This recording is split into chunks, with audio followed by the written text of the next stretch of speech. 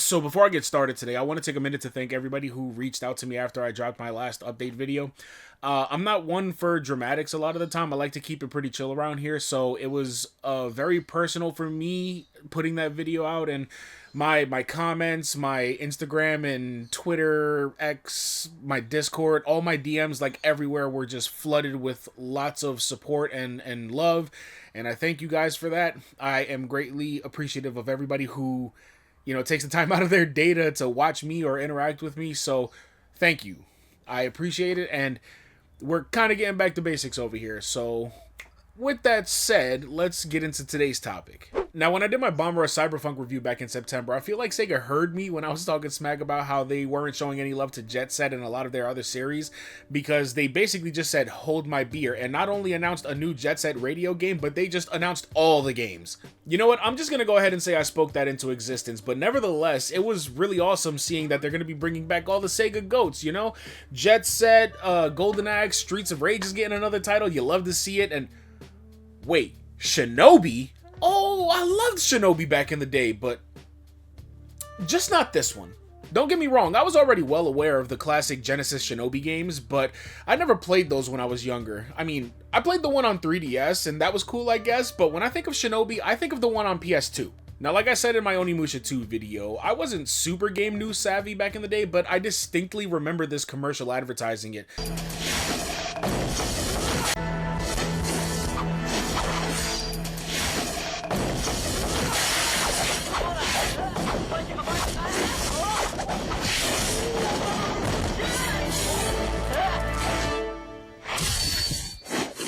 Shinobi's back! And from there I was hooked. Then one day my friend Justin, who I feel is going to feature repeatedly in these stories if I keep talking about old PS2 games, he came through with that fucking bowling ball bag of PS2 games I talked about, and sure enough, one day he just pulled up and happened to have Shinobi. Man, I remember that cover art going so hard, and even though now I think the CG render hasn't aged the best, there's still something so raw about it. I ended up reading up on this game in preparation for today's video because aside from playing it, my memory's super hazy about anything related to this game because I haven't played it in its entirety since I was like 12, and I did learn some interesting things. Shinobi, which released in 2002, was originally being developed for the Dreamcast by Overworks, a dev studio within Sega around the time that the Dreamcast got unceremoniously taken out back by Sony Old Yeller style. Rather than cancel the project, it was completed and released on the PlayStation 2 after Sega restructured itself into a third-party game publisher. And Overworks would be consolidated with other devs into Sega WoW, and under this name they dropped a sequel called Nightshade, or Kunoichi in Japan for some reason. Don't know why they decided to rename that. It's not like they called Shinobi Moon Ninja or some lame shit like that, but I digress, because even this company name didn't last as Sega WoW eventually rebranded again into what is now known as Sega AM Research and Development No. 1. And through all of that restructuring, it saw so many people come and go that it's no wonder that these games haven't continued after Sega started neglecting their other IPs that weren't hedgehog or buff tattooed men centered. And I also never played Nightshade because even though it came out in 2003, I didn't even know it existed until I saw it in a sad drawer full of neglected PS2 games when I worked at GameStop back in 2012. Maybe I'll cover that in another video because I am genuinely curious as to whether or not Nightshade is any good, but enough preamble because today I'll be talking about Shinobi on PS2. Hey, yo, Giant, let's go!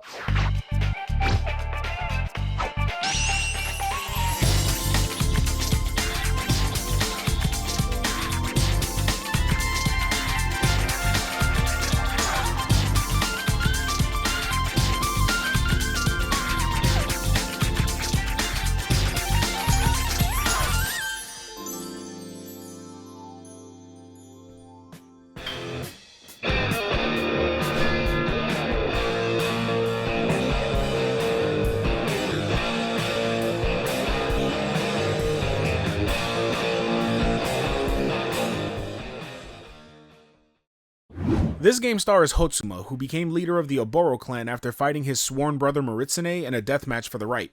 I love how they try to play it up too, because they end on this cliffhanger where it's like, oh my god, who won? And the next scene just shows Hotsuma years later chilling in a helicopter on the way to Tokyo, so, you know, Rip Maritsune, I guess? The current day situation, however, is that an earthquake in Tokyo unleashed a golden palace occupied by a sorcerer named Hiroko, who unleashes hellspawn that decimate the Oboro clan, and by the time Hotsuma arrives, they've all been revived by Hiroko and made to try and kill Hotsuma. And I can only imagine that our boy has been through some shit since he killed his bro, because his reaction to this rings so...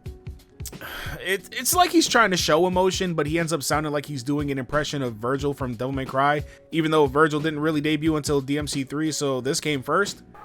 The corpses of the Oboro are being used against me. These talismans. I shall have my revenge. And then he runs into this kunoichi named Ageha, who defected from the Oboro after witnessing Hotsuma and Maritsune's duel. And Hotsuma is playing as if he's indifferent to her presence, but it just feels like he's mad about his friend leaving him behind. Anywho, after fighting through demons, zombie ninjas, and zombie ninja dogs? I'm sorry, puppers. He ends up clashing swords with this white-haired ninja, but the fight ends abruptly when Hotsuma draws a little blood, which activates Akujiki, Hotsuma's sword that was given to him when he became the leader. And it's really reactive to this ninja. I mean, before the fight started, he had a wound on his neck start glowing, resonating with the sword, and I skipped ahead a bit, but there was also a flashback that resumed the first scene showing the moment Hotsuma killed Maritsune with Akujiki, which makes this interaction so funny to me because they're really trying to play this as a mystery, like, I wonder who that could be. But now that Akujiki is activated, the ninja takes off and Hotsuma doesn't even get 2 minutes to think about what just happened before Akujiki starts wilding out and draining energy from him. Ageha pops up again and starts hitting him with exposition about how Akujiki is now hungry for the yin of its enemies, as in yin and yang. From here on, this becomes one of the defining elements of the game. Your sword will absorb the yin from fallen enemies, and you must keep it fed, or else, because if this yin symbol on the screen empties on you, it'll start absorbing your life and can kill you if you don't do anything about it. And that's where the Tate system comes in. See, when enemies appear on screen, you get these symbols that pop up on the upper right corner of the screen, which effectively acts as a head count for foes in the area, but also lets you know how many enemies you can combo, because whenever you kill an enemy, if there are multiple on screen, they will freeze, and if you move fast enough, you can chain the kills together. Get 3 kills, and they all drop simultaneously. Get 4 or more, and you get this.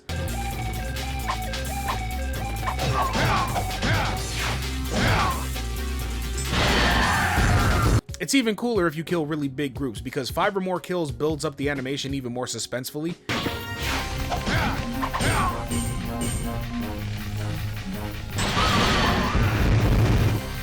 But the Tate system is your bread and butter in this game. Using it correctly yields bigger drops of yin to keep your sword sated, and also results in better scores since the game is separated into levels, each ending with you getting graded on performance. So that incentivizes you to maximize your effectiveness with the Tate system and keeping stage time low, giving the game a more arcadey feel, which makes way more sense in context to how this was originally meant to be a Dreamcast game, since that system was always known as the most arcade pure console of that gen.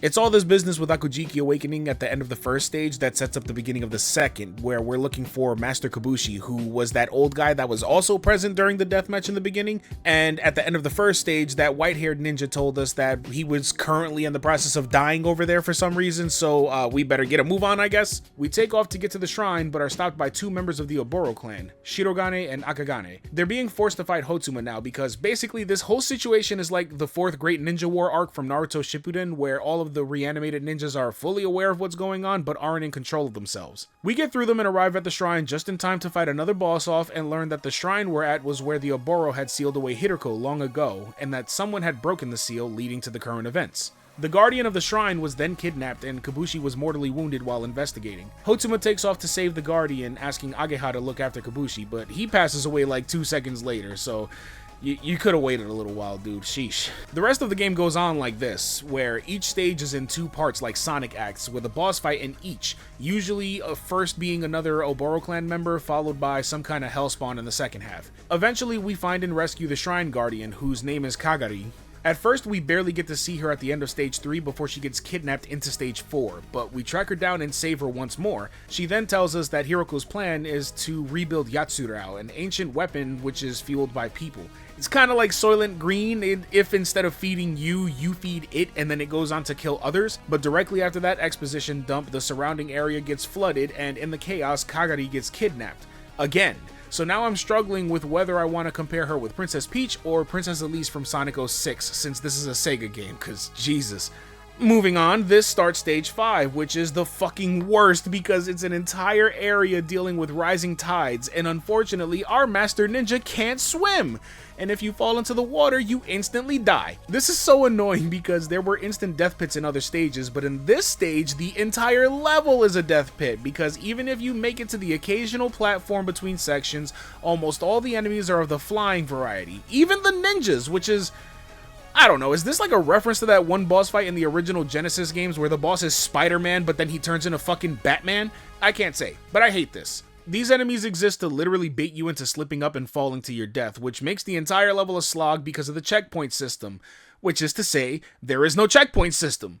In this game, if you die, you have to restart the entirety of any level that you're in. You might not have so much trouble early on because the stages aren't usually very long, but it is this stage that will make you realize how busted this shit is. To give you some perspective, I recorded this game stage by stage, and where every stage up till now took me 20 to 30 minutes for both the A and B sections, I have almost 2 hours of footage where I just kept repeatedly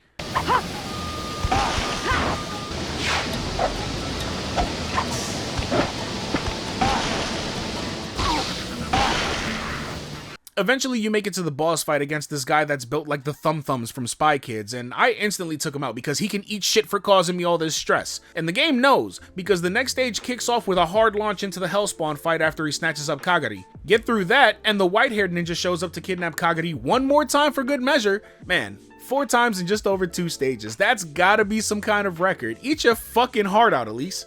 Ageha shows up and tells us that apparently Hiroko is in cahoots with the Nakatomi conglomerate, so we go to their building, which looks like something out of the Resident Evil movies on the inside. Also, every other room is a sheer drop with a death pit at the bottom. But thankfully, stage 6 borrowed 5's playbook and went back to back on boss fights to end the stage.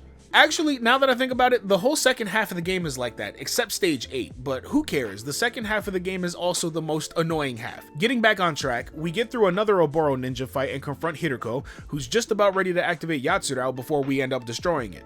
Turns out, that was Hiroko's plan from the beginning, because he orchestrated all of the events, including awakening Akujiki and having Hotsuma strengthen it with the souls of the Oboro to release the energy stored within Yatsurao, allowing him to absorb all of its power, and he even gets plastic surgery out of it?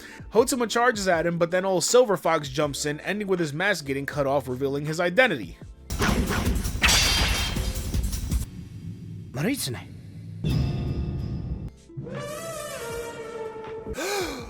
I can't believe it! Who would have guessed? Hiroko takes off to yet another shrine, and we give chase only to be cut off by Ageha, who reveals that she was the one who released Hiroko because somehow he contacted her and promised to resurrect Maritsune. She didn't expect all of the Oboro to die, but she didn't fuck with them anyway, so she was cool with it in the end because, surprise, she was in love with Maritsune and was willing to do anything to get him back. But Hiroko revived him without his memories. Fat lot of luck that did, though, because after you beat Ageha, she rushes to her love's side just for...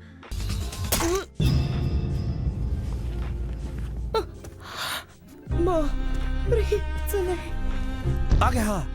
Okay, and seeing Ageha's corpse brings his memories back, but it doesn't really matter because Hiroko then mutates Maritsune into a new form he calls Aomizuchi, which we then proceed to immediately take care of. With Maritsune's last breaths, he tells Hotsuma that his spirit will always be with him as it resides in Akujiki, before he and Ageha vanish into it.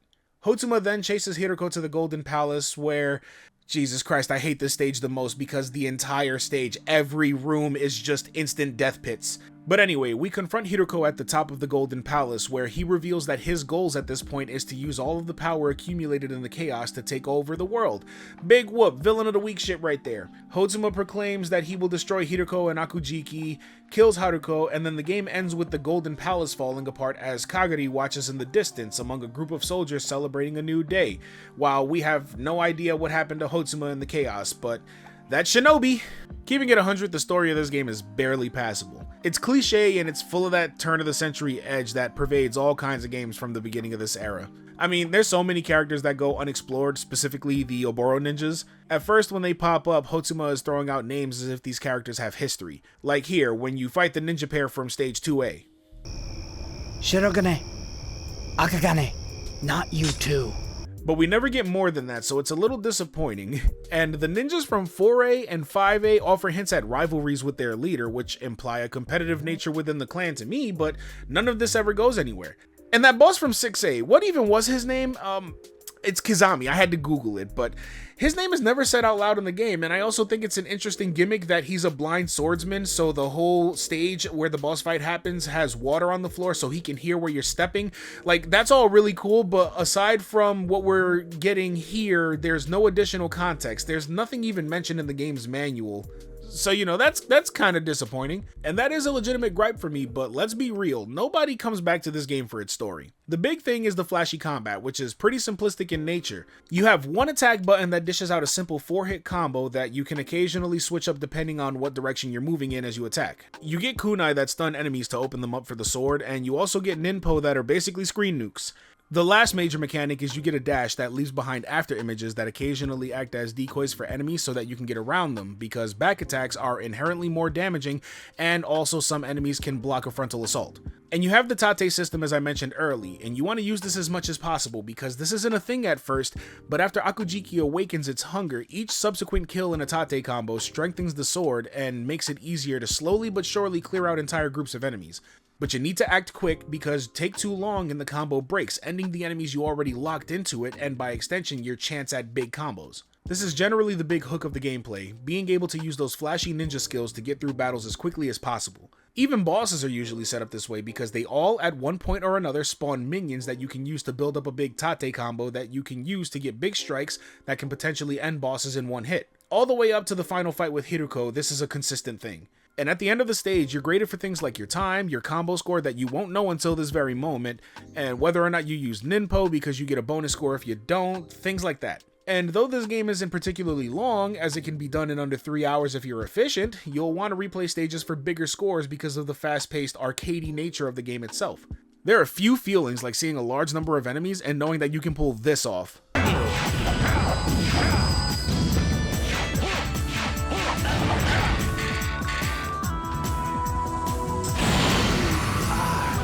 And generally speaking, that's all you really need. I don't think much of the story, the voice acting isn't anything special. Rogue The ninja. Oboro are dead. You are the leader of nothing. Their deaths shall be avenged by my blade. I do not need your help. Although sometimes Hotsuma will say something cold as hell during a tate combo. Perhaps this is our destiny. But the game is generally fun to play overall, except that it's really weird having the dash be the X button and the jump button is the circle button. I changed that in the settings so fast. Who the fuck thought that was a good idea? I also need words with whoever thought having camera control inverted and not being able to change that was a good idea. Although, the stages are designed linearly with little in the way of exploration, and the exploration I actually appreciate a little bit because I don't usually care for being railroaded through the experience. So, you know, there are a couple of secrets strewn about the stages here and there. They're little distractions, but, you know, it's neat that they're there because you can unlock extra stuff in the game. I don't care for it, but that's cool, I guess. The main thing is that it achieves a certain sense of flow that keeps you engaged and enables me to ignore things like the BS insta-death traps. Like, seriously, why is it that the stages with water act like the floor is lava when there is an actual stage where the floor is fucking lava, but I don't die from that? I think that's a bit more frustrating because of the air control. You do get a double jump, but you go straight up with little forward movement, and while you can hit a singular air dash in between, there's next to no directional influence once you start falling, so it's really deflating when you're halfway through a stage and you just come upon a moment where you know you're falling straight to your death, and you have all the time in the world to watch it happen. I'd say you really only end up going airborne when you're going for a combo because every hit you land kind of resets the dash so that you can keep going and eventually use that to possibly get back to safe ground when you're done with a tate combo. So if you know what you're doing, you can clear out the group and hopefully get yourself to a wall or something, since you can cling to those because ninjas. On that note, the later stages are way more casual about what walls you can stick to, but early on the stages have these walls that have clearly lit paths offset by darker patches of wall that you can't stick to. And I get it, this shit looks like it's covered in mold, that's kinda gross, but I'm trying to progress here. I'd say I guess I also don't mind replaying these stages at times because the music is so good too. There's like this mix of electronic and traditional Japanese music throughout most of the stages except stage 6, and a lot of them just help keep you in the mood and make it easier to get in that flow state. My favorites are stage 2,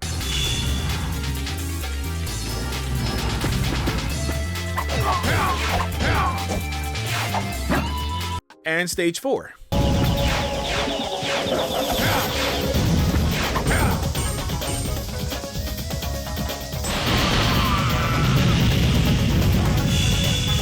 It kind of tapers off in the later half because the game really turns up the stakes, or bullshit depending on who you ask, so it starts to get a little more ominous as it goes on, but overall, I love this soundtrack. And last but not least, whoever did the visual effects for Hotsuma's scarf was not getting paid enough, because why was this so smooth?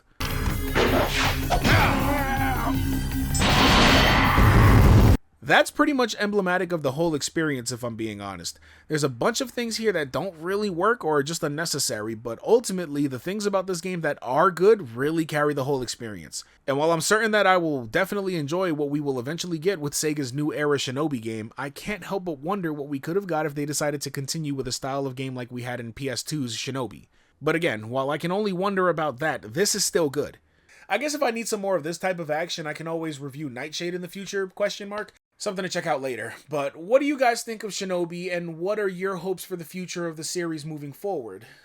Feel free to drop a comment and maybe like and subscribe along the way. That'd be nice. But if anything, you can always check me out on my Twitch channel where I do Let's Plays and occasionally might talk about something I played there, because not everything there translates to what I do here. So, you know, different content, I guess. And you can also always check out the Patreon, because we welcome all kinds in the Sleepy City crew. And I want to shout out all my patrons who definitely are super appreciated as always. But that's all I got for you today. So thank you for watching. My name is Hector and I'm one sleepy giant. I had fun today, but I'm going to take a nap. So we'll talk later, okay? Take care of yourselves, everybody.